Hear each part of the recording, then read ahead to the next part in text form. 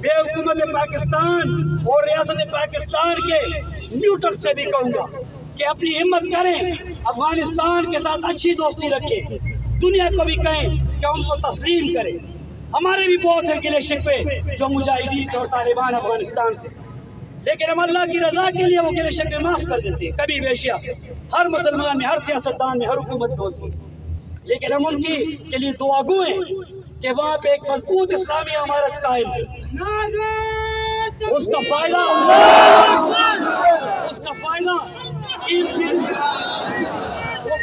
ارد گرد کے تمام ممالک کو ہے، اس کا فائدہ سینٹرل ایشیا کو ہے، پاکستان کو ہے، ایران کو ہے، دیگر ممالک کا ہو۔ میں سمجھتا ہوں کہ افغانستان کو بھی پاکستان کے مطالبات مان لینی چاہیے، اور اگر پاکستان کو کسی قوم اور شخصیات سے اگر مشکلات درپیش ہے تو ان کے ساتھ صلح صفائی سے بیٹھ کے بات چیت ٹیبل پہ ہونی چاہیے کہ امن آ جائے۔ اور اگر وہ پاکستانی اپنے ملک پہ آنا چاہتے ہیں، پاکستان ان کو راستہ دے، معاف کرے، اپنے گھروں میں آئے، لیکن پاکستان کے عوام اور پاکستان کی حکومت کے خلاف میں سمجھتا ہوں کہ بندوق اٹھانا جو ہے تو وہ اس وقت جائز نہیں۔ اپنا ہی ملک ہے، اپنے مسلمان لوگوں کو تو چاہیے کہ ایک مٹھی ہو جائیں اور شیر و شکر ہو جائیں۔ یہ نفرتیں مسلکی، مذہبی، سیاسی ہمارے ملک سے ختم ہونی چاہیے۔ آج اگر پاکستان مضبوط ہوتا تو آپ دیکھتے کہ پڑوس میں ہندوستان کے مودی حکومت بی جے پی پارٹی کی خبیث ہندو خاتون اور ہندو کی جرت نہ ہوتی کہ محمد رسول اللہ صلی اللہ علیہ وسلم کی امت کو درکار۔ آج پاکستان ایک ایٹمی قوت ہے،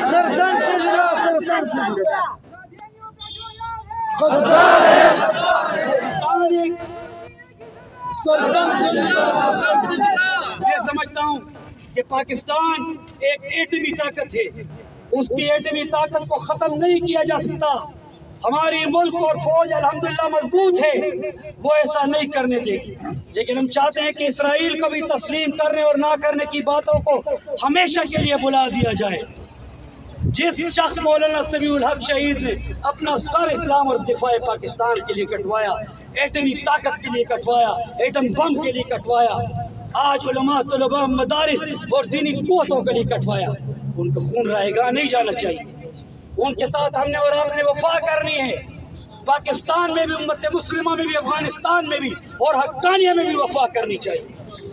کچھ غدار ہماری صفوں میں ضرور کوڑا خٹک اور مدرسے کے اندر ہوں گے جو مولانا عبدالحق کے خاندان کو، حقانیہ کو نقصان پہنچانا چاہتے ہیں، لیکن یاد رکھو اگر اس مرتبہ مولانا عبدالحق اور مولانا سمیع الحق کے خاندان کو ذرا پر تم نے نقصان پہنچایا تو میں تم سے پوچھتا ہوں، اے قوم، اے رسول اللہ کی امت، تم میں مولانا سمیع الحق کی شہادت پہ تو میں نے تم سے کہا کہ پرامن رہو، خاموش رہو۔ اگر مولانا عبدالحق اور حقانیہ اور مولانا سمیع الحق کے خاندان کو، حامد الحق اور مولانا نور الحق کے خاندان کو اگر نقصان پہنچایا گیا تو تم لوگ اس ملک کے اندر غداروں کی اینٹ سے اینٹ بجاؤ گے کہ نہیں؟ خلاف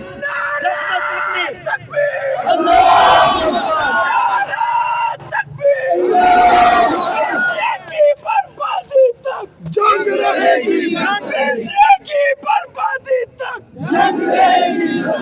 پاکستان تاجدار ختم نبوت، سمیع الحق، سمیع الحق۔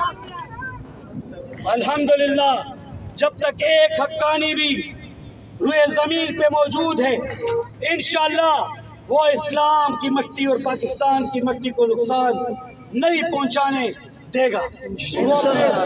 ہمارے مجاہدین نے افغانستان میں روس کو اور امریکہ کے نیٹو افواج کو الحمدللہ پسپا کیا۔ انہوں نے نہ کوئی ٹریننگ لی تھی، صرف قرآن اور حدیث اور علم اور ادب اور فقہ سیکھی تھی، لیکن جب وقت آیا مسلمانوں پہ تو انہوں نے قربانیاں دی۔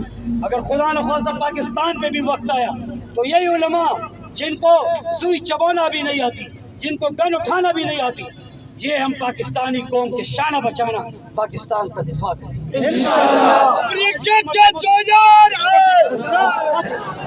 میں امت مسلمہ سے اپیل کرتا ہوں اور ان کو غیرت دلاتا ہوں کہ اپنے تجارتی مفادات کو بالائے طاق رکھتے ہوئے انڈیا سے فوراً قطع تعلق کریں، ان کے سفراء کو ملک بدر کریں، ان کی تجارت کا بائیکاٹ کریں اور ان سے مطالبہ کریں کہ ہندو خاتون اور ہندو مرد کو یا پاکستان یا سعودی عرب یا عرب امارات یا کویت یا قطر کے حوالے کیے جائیں، اور جو اسلام کے مطابق اس کی سزا ہے اس کے سر وہاں پہ تن سے کاٹے جائیں، تاکہ امت مسلمہ پرامن ہو جائے، ان کے دل ٹھنڈے ہو جائیں۔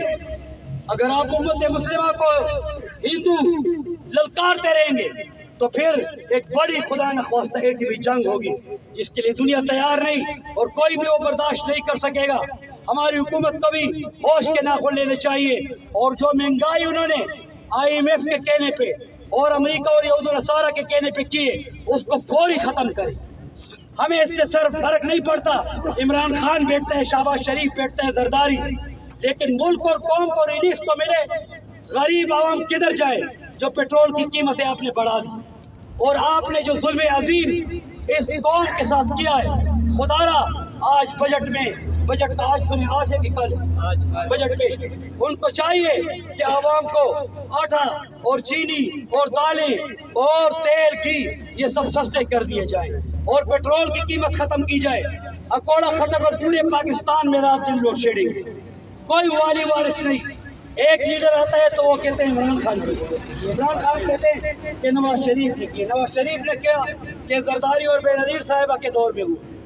تو آخر یہ کیا مذاق ہے قوم کے ساتھ؟ کب تک قوم بیچاری روتی رہی؟ طالب علم روشنی میں علم حاصل نہیں کر سکتا، پنکھے کے نیچے نہیں بیٹھ سکتا۔ تو آج اس ملک اور قوم کو سوچنا چاہیے کہ آئندہ کوئی ایسی قیادت کا انتخاب کرے جو بیٹھ کے اقتدار کی کرسی میں سب سے پہلے پاکستان میں اسلامی نظام کا نفاذ کرے۔ آپ کو منظور ہے؟ اسلامی نظام کا نفاذ جب تک نہیں ہوگا اور سود جب تک ختم نہیں ہوگا، عوام کو جب تک حقوق نہیں ملیں گے، جب تک یہود و نصارہ اور کافروں کے ساتھ تجارت بند نہیں ہوگی۔ اللہ تو رحیم کریم ہے، لیکن وہ ہم سے ناراض نظر آتا ہے، پھر نہ بارشیں ہوں گی اور نہ ہماری فصلیں اگیں گی۔ جب آپ اللہ رسول کا کہنا مانیں گے تو اللہ تعالیٰ اس پاکستان کو ایک پرامن، پیسفل، ترقی یافتہ، بہت بڑا ترقی سے نوازا ہوا ملک بنا دے گا۔ میں ایک دفعہ پھر آپ سب کا شکریہ ادا کرتا ہوں۔ اللہ تعالیٰ آپ کو دنیا اور آخرت دونوں میں حضور نصیب فرمائے۔ جو اس علم کی تلاش میں اکوڑا خٹک علم کا مرکز اور اکوڑا خٹک کے عوام ان علماء طلباء مجاہدین کے میزبان ہیں، میں اکوڑا خٹک اور علاقہ بھر کے عوام کا، مسلمانوں کا شکریہ ادا کرتا ہوں کہ جنہوں نے آج رسول اللہ صلی اللہ علیہ وسلم کی غیرت میں اپنا پسینہ بہایا۔